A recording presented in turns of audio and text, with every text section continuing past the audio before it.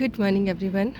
कल मैं गई थी, कई लोगों ने पूछा था जब मैंने लाइव किया था कि कहाँ पर गए हो, तो कल मैं यूपी में, अगर आप लोगों ने सुना हो, दाऊजी, सादाबाद, मथुरा के पास में ही जगह है, वहाँ पर गई थी। और कल जाना हुआ था अपने दादाजी के घर। दादाजी नहीं है बट चाचा जी अभी रहते हैं, और हमारा जो पेरेंटल घर है वहाँ पर। तो मैं आप लोगों से एक चीज़ पूछना चाहूँगी, जिन लोगों के भी गांव हैं, अभी भी हैं, मतलब वो जाते आते हैं, तो अपने गांव का नाम ज़रूर लिखिएगा। कल हम पूरे रास्ते, मैं और मेरी सिस्टर इतना हंसे हैं गांव के नाम पढ़ पढ़ के और सुन सुन के, क्योंकि बचपन की मेमोरीज़ फिर से ताज़ा हो गई थी।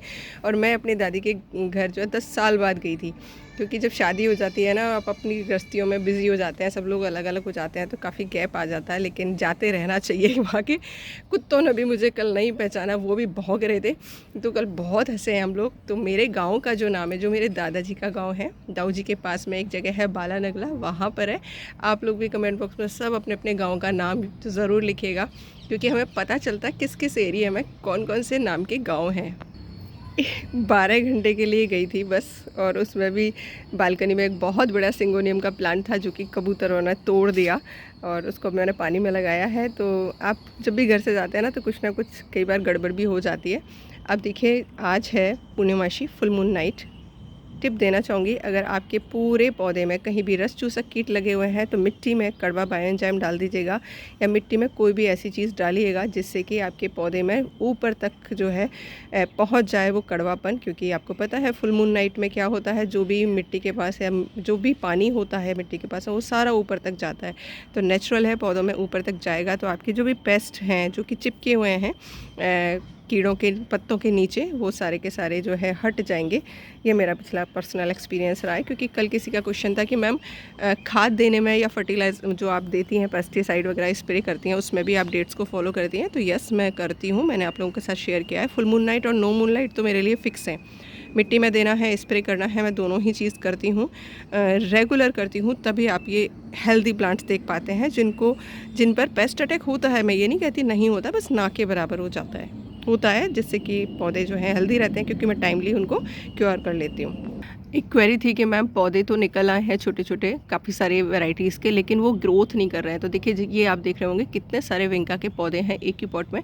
इनकी ग्रोथ बिल्कुल रुकी हुई है, क्योंकि ठंडी का मौसम मेरे यहाँ, तो देखिए मुझे जो लगता है, मेरा पर्सनल एक्सपीरियंस रहा है, विंका को बहुत ज़्यादा पसंद नहीं होता है। तो ये पौधे मरेंगे भी नहीं, ग्रोथ नहीं करेंगे, बट मरेंगे भी नहीं। तो बस आप इन पर टाइम टू टाइम पानी डालते रहिएगा, पानी का ध्यान रखिएगा। तो ये पौधे आपके जैसे ही फरवरी आएगा ग्रोथ करने लग जाएंगे, और फिर पूरा सीज़न, यानी गर्मियों के सीज़न में आपके यहाँ भर भर कर फ्लावरिंग देंगे। सीड्स अभी मत लगाइएगा विंका के, क्योंकि लगाएंगे तो हो सकता है जर्मिनेट भी ना हो। जर्मिनेट होने के बाद जब सैपलिंग ज़्यादा छोटी होती है, तो वो ठंड को नहीं सह पाती है। बहुत सारी चीज़ें मैं आप लोगों के साथ शेयर कर चुकी हूँ, जो भी टिप्स हैं या ट्रिक्स हैं या फिर डेट्स हैं, वो सारी मैं कर चुकी हूँ। लेकिन फिर भी मैं धीरे धीरे करके आपको चीज़ों को, जो नए लोग जुड़ रहे हैं उनको बताती रहूँगी।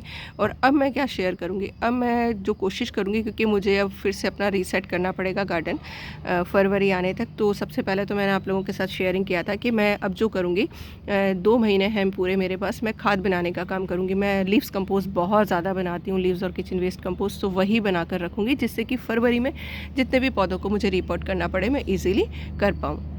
किसी भी चीज़ में सफल हम तब हो पाते हैं जब डेडिकेशन के साथ उस काम को करते रहें, कंसिस्टेंसी के साथ करते रहें, और डिसिप्लिन के साथ करते रहें। मैंने आप लोगों के साथ मेरे पॉट फिलिंग स्टाइल जो है शेयर किए हैं। बहुत सारे मेथड हैं, जिसको जो कन्वीनियंट लगे वो उसको फॉलो कर सकता है।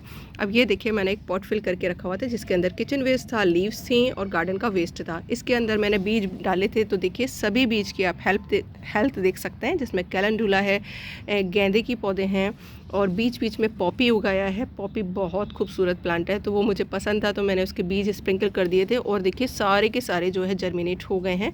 इधर मैंने शकरकंद की छोटी छोटी सी कटिंग लगाई थी, वो भी बहुत अच्छे से चल गई हैं। तो ये मैंने क्यों लगाई थी, देखिए, इनके एक तो फूल तो खूबसूरत होते ही हैं, मॉर्निंग ग्लोरी की तरह आते हैं। दूसरा, इसके नीचे कंद बन जाएंगे इस जड़ों में, तो वो कंद खाने के लिए मिल जाएंगे।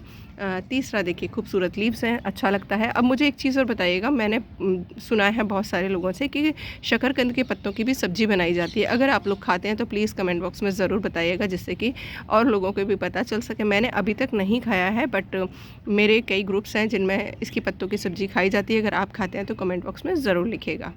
और देखिए, जिन लोगों की भी कटिंग मर जाती है या जिन लोगों के भी पौधे ओवर वाटरिंग से मर जाते हैं, वो शुरुआत कर सकते हैं। देखिए, मैं सिर्फ शुरुआत की बात कर रही हूँ। आप ये जो मेरा पॉट फिट जो सेल्फ वाटरिंग वाला सिस्टम है, ये आप अप्लाई कर सकते हैं। जैसे देखिए, एक नीचे पॉट रखते हैं और इसमें देखिए बोतल है और ये रूट्स का बॉल बना है। इसमें तो मैंने कुछ डाला भी नहीं है, बहुत थोड़ा सा इसके अंदर मैं पानी रखती हूँ, जिससे कि ये पौधे जो हैं अपने आप पानी लेते रहते हैं और बिल्कुल भी ओवर वाटरिंग नहीं होती है।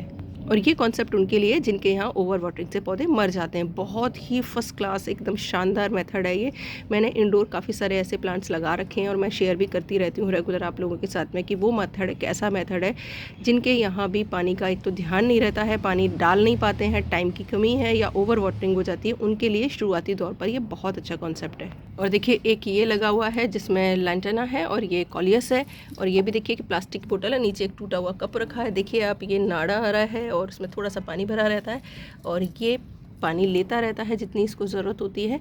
और ये मैंने DIY शेयर किए थे आप लोगों के, उन लोगों के लिए जिनको टाइम नहीं रहता है पानी के लिए। मुझे ज़रूरत नहीं पड़ती, बट पुराने लगे हुए हैं तो मैं सिर्फ आपको कॉन्सेप्ट दिखा रही हूँ। ये वाला कॉन्सेप्ट आप अपनाते हैं और आपके पास टाइम की कमी है तो आप 20-25 प्लांटर्स तो आराम से इजीली लगा सकते हैं। आजकल तो मार्केट में भी ये वाले पॉट्स जो हैं अवेलेबल हैं, बट मुझे लगता है वो काफ़ी कॉस्टली होते हैं। अगर सस्ते मिलते हैं तो वो ले आइए, नहीं तो इस तरीके से प्लास्टिक बोटल्स में भी आप 2-2 लीटर की जो होती हैं उनमें ये काम कर सकते हैं।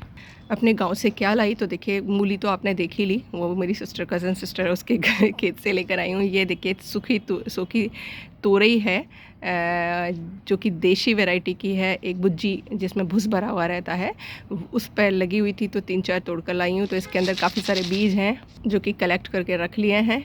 और साथ में मिल गया है लूफ़ा पता ही है क्या काम आता है, बहुत ही बढ़िया आपकी स्किन को क्लियर करने के लिए। ये मार्केट में ये भी बहुत कॉस्टली मिलता है, तो जिनके यहाँ भी तुरई घिया या ये चीज़ होती हैं, इनके लूफ़ा को आप यूज़ कर सकते हैं और करते भी हैं लोग।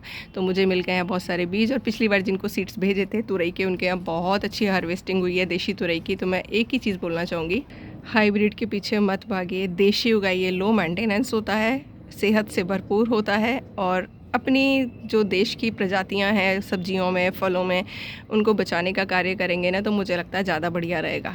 और जो चीज़ आसानी से उग जाए, कम खर्चे में उग जाए, मुझे लगता है वो ज़्यादा बढ़िया रहती है बनस्पत हम महंगे प्लांट्स खरीद के लाएं और उनकी केयर में बहुत सारा पैसा खर्च करें।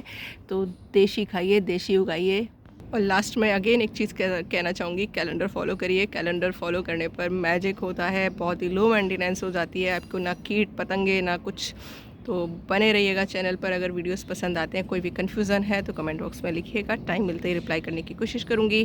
और बिल्कुल लो बजट में अगर आपको अपना टेरेस बनाना है इस तरीके से तो फॉलो कर सकते हैं। Once again thank you for watching. Channel पर बने रहिएगा और इस गुलाब की तरह मुस्कुराते रहिएगा। Thank you.